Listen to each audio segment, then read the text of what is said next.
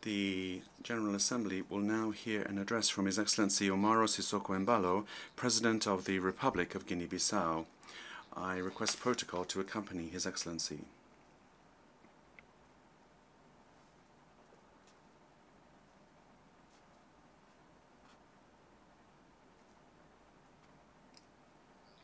On behalf of the General Assembly, I have the honor to welcome to the United Nations His Excellency Úmaro Sissoco Embaló, President of the Republic of Guinea-Bissau, and invite him to address the Assembly.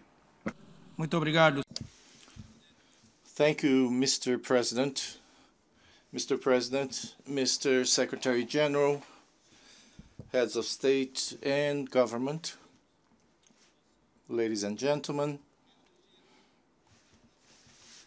I warmly congratulate the Minister of Foreign Affairs of the Maldives Islands, Mr. Abdullah Shahidi, President of the United Nations General Assembly, and wish him success. Faced with the challenges created by the COVID-19 pandemic, the theme chosen could not have been more pertinent. Only with renewed hope will we be able to build resilience to face the socio-economic and humanitarian difficulties caused by the worldwide health crisis and to adequately and sustainably respond to the current challenges. In an increasingly globalized world, the relevance of the existence of the United Nations organization and its agencies has become of the utmost importance. In light of this situation, it is urgent to improve the efficiency of our organization and to adopt the necessary reforms in all of its entities, including the Security Council, in order to revitalize the United Nations system in its entirety. This is the only way for us to work better toward the implementation of the 2030 Agenda, the goal of which is to promote human development in all of its aspects, particularly gender equality and respect for human rights. We must support the most vulnerable, promote the creation of adequate health systems, and ensure that all countries without distinction have quick and equal access to vaccines. Mr. President, Guinea-Bissau, which has for many years been supported by the international community, particularly the United Nations, ECOWAS, the CPLP, and the African Union, today is focused on the effective achievement of our national goals, such as domestic peace building and the creation of better living conditions for our population, in order to provide renewed hope to Bissau-Guinean society.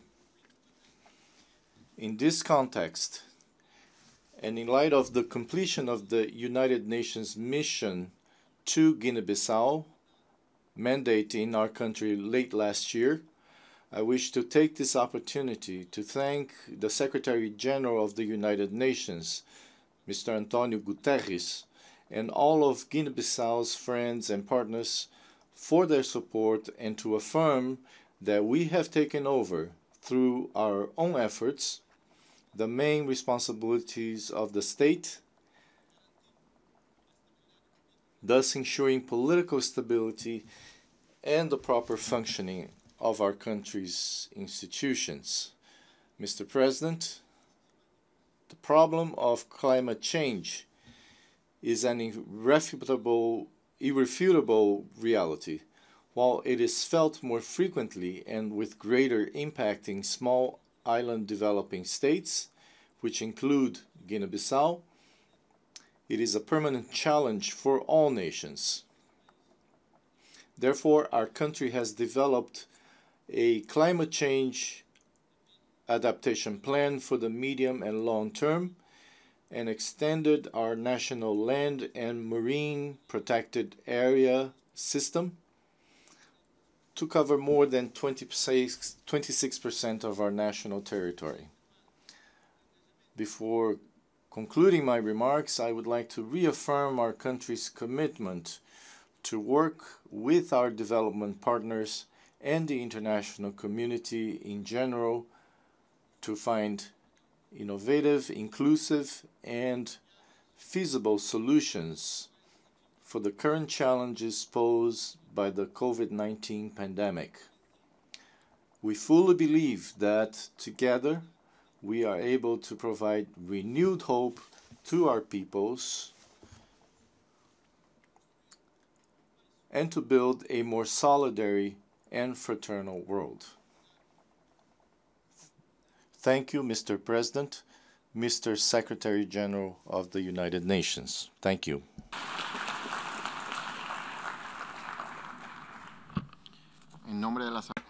On behalf of the General Assembly, I would like to thank the President of Guinea-Bissau for the statement just delivered, and I request protocol to escort His Excellency.